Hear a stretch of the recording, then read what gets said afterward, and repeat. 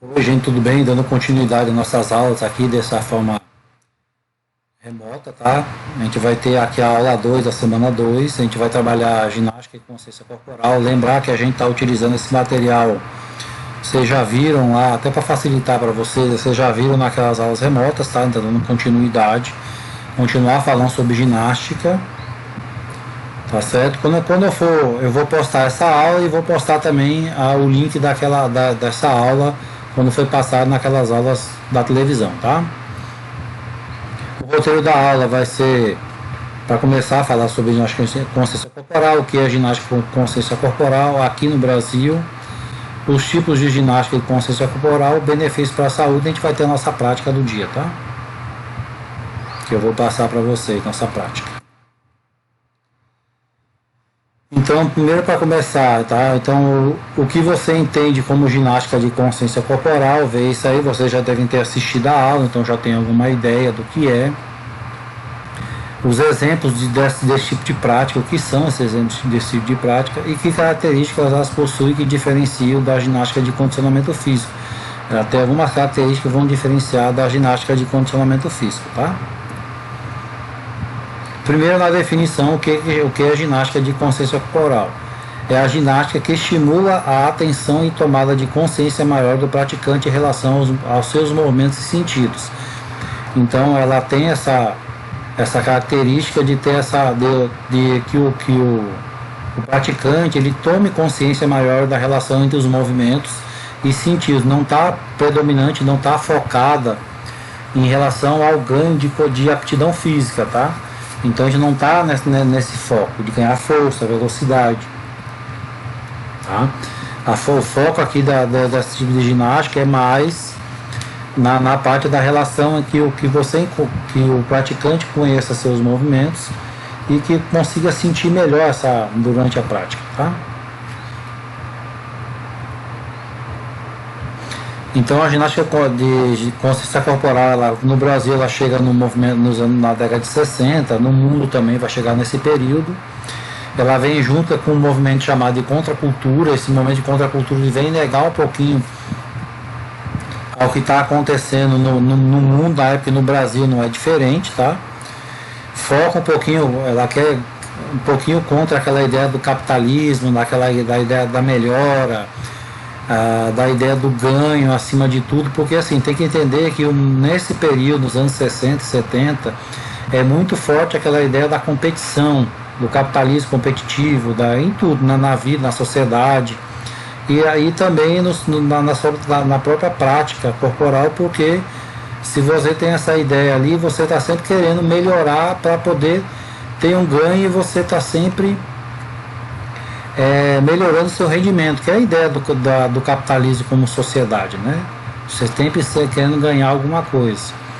E foi um movimento que defendia a luta contra diversas discriminação e também defendia alguns valores. Então, além dessa parte dessa briga contra aquilo que está na época, também ela vem junto com a ideia também dos anos 60 dessa parte da discriminação e defendia alguns valores fora só daquela ideia do capitalismo, de você ganhar, construir, ter ganho financeiro, tá? E também a gente tem nesse período aqui aqueles movimentos pelos direitos, tanto direitos humanos como direitos negros, tá? Direitos homossexuais, então tudo isso aqui vai estar junto dessa parte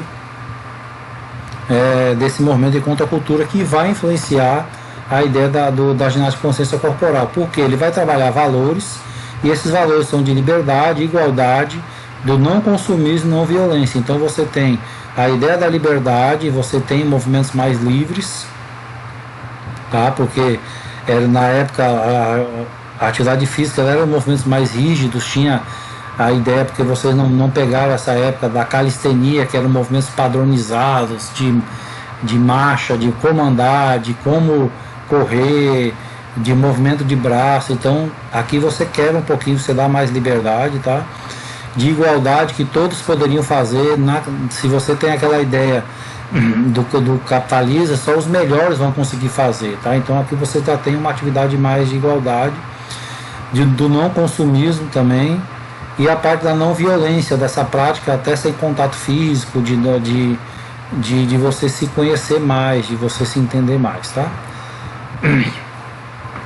E a gente vai ter algumas características dessa ginástica de consciência corporal, da parte do relaxamento e alongamento, tá? Então sai um pouquinho aquela ideia de força, de velocidade, potência, tá? De robustez. Aqui você vem essa parte do relaxamento e alongamento, da sensibilidade e introspecção dos movimentos. Então você vai fazer movimentos mais internos, mais de você se conhecer, mais entre você mesmo, não se relaciona tanto com os outros, tá?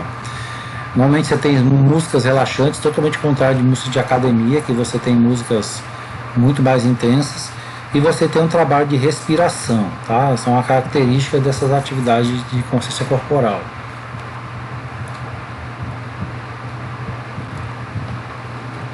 E aqui a gente vai ter esses tipos de ginástica de consciência corporal. Aqui na aula foi destacado, não vou colocar nenhuma mais. A gente vai ter os alongamentos, tá?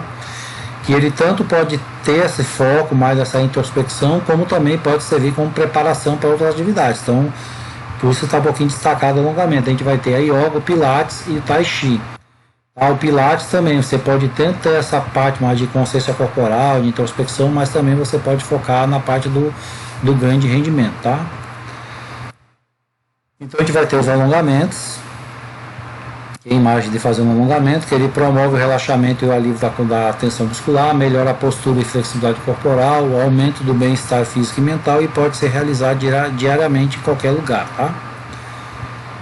A gente vai ter aqui a yoga, que aumenta a flexibilidade muscular, melhora a postura do praticante e praticar um local adequado, limpo, arejado, tá? E sem muito ruído, porque como você precisa dessa parte da introspecção, da concentração, não deve ter muito barulho. E aqui tem, porque a yoga nós temos algumas variações, tá? Aqui algumas são de posições em pé, outras sentado, mais focado na respiração, outras focado mais no alongamento, no equilíbrio. Então tem vários tipos de yoga, tá? Aqui a gente vai ter o Tai Chi Chuan, que é uma arte oriental, tá? Que você vai ver que são movimentos menos intensos, tá? Mas se você perceber, tem alguns momentos das artes marciais, mas é focado muito na parte da concentração. São movimentos realizados lentamente em silêncio, estimula a consciência corporal, concentração e tranquilidade, e fortalece os músculos, alivia o estresse e combate a depressão. Então tem algumas características do Tai Chi aqui. Aqui nós temos o Pilates, tá? Que também está bem em voga hoje, bem em moda. Aqui nós temos o Pilates, aqui o exemplo que ele foi utilizado no solo, tá? Você tem Pilates com equipamentos também, pesos, ajuda a alongar e fortalecer os músculos, melhora a força e flexibilidade, combate a dor e melhora a postura, e ele é indicado para todas as pessoas de todas as idades e sexos. Então você tem essa característica. Então você pode também ter focado nessa parte de ganho de força, flexibilidade. Alguns praticantes de algumas modalidades, eu conheço um praticante de CrossFit que ele faz Pilates também como complementação do treino dele, mas também pode ter essa parte desse conhecimento voltado mais para a parte do relaxamento, da postura e equilíbrio, tá? E aqui a gente vai ter alguns benefícios dessa ginástica de consciência corporal, tá, para a saúde. Vai ter a melhora da flexibilidade, do condicionamento físico também vai acontecer, tá? Porque você está se movimentando. Você vai ter a diminuição da pressão arterial e você vai ter uma boa relação com o ambiente, tá? Normalmente algumas práticas são feitas na natureza, então você tem uma relação com o ambiente que você está tratando também. E aqui a gente tem um videozinho sobre uma aula de yoga, tá? Pra vocês visualizarem aqui. Olá pessoal, a aula de hoje que nós vamos fazer é voltada para iniciantes. Estou usando duas técnicas da yoga, que são os asanas, atividade física e alongamento, e pranayamas, que são exercícios respiratórios. Essas técnicas nos dão uma flexibilidade física, alongamento da coluna e nos ajuda a trabalhar a nossa concentração e o nosso estado de presença. Vamos lá, meninas?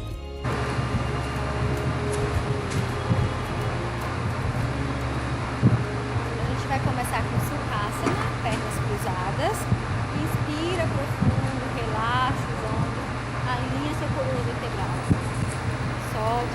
encaixa a pelve, encaixa, procura esse alinhamento da coluna, relaxa os ombros. Respira bem profundo, traz a respiração até o abdômen. Tá nessa postura, inspira bem devagar, trouxe as mãos lá em cima. Expira, solta. Vamos fazer mais uma vez. Inspira, relaxa os ombros, trouxe a mão lá em cima, solta. Você que está em casa pode repetir essa sequência até 6 vezes. E aí a gente vai caminhar a mão até o chão, entrega o peso do corpo. Perfeito. Solta as mãos, deixa a coluna vertebral bem alinhada, bem alongada, respira profundo. Entrega mesmo, deixa o crânio cair. Fica 1 minuto nessa postura, respirando. Traz a sua atenção para a sua coluna vertebral. E aí, volta empurrando vértebra por vértebra.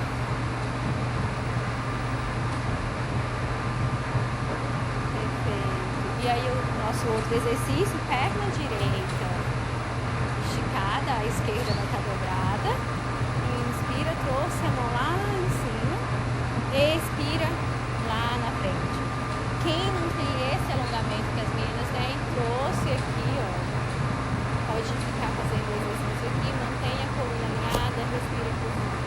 Ficou 1 minuto na postura, levanta bem devagar, aí faça do outro lado, não esquece de fazer do outro lado e mantém de novo 1 minuto. Perfeito? A gente vai ensinar o último exercício para você fazer em casa, que é a Shavasana, o exercício de relaxamento que nos ensina a relaxar, liberar as toxinas que a gente acaba acumulando no corpo no dia a dia. Entrega o peso do corpo, solta as articulações, solta os ombros. Esse último asana, o Shavasana, você pode fazer durante 10 a 15 minutos e faz uma sequência todos os dias por 2 semanas até ir para um nível mais elevado. Tá, então aqui a gente termina nossa aula, a gente vai ver agora a parte da prática, tá?